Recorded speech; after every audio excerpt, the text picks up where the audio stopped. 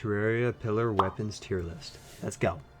First up, we got the Daybreak, which is just really good for Moonlord and just single targets, and it's just really good. S tier. Next up, we have the Nebula Arcanum, which is actually a pretty good item. It has good damage and AoE, but it does have its downsides against fast enemies. B tier. Next up, we have the Nebula Blaze, which is one of the highest base damage mage weapons in the game, and it has homing projectiles. A tier. Next up, we have the Phantasm, which has pretty good DPS and is really good against single targets, but it doesn't benefit from speed modifiers. A tier. Next up, we have the Solar Eruption, which is just so good against hitting multiple targets. Just a really good item. S tier. Next up, we have the Stardust Cell Staff. It's just really mid. C tier. Next up, we have the Stardust Dragon Staff, which is just really good for bosses, and it's just great to have. S tier. Last but not least, we have the Vortex Speeder, which is good against bosses, but it's somewhat inaccurate. B tier.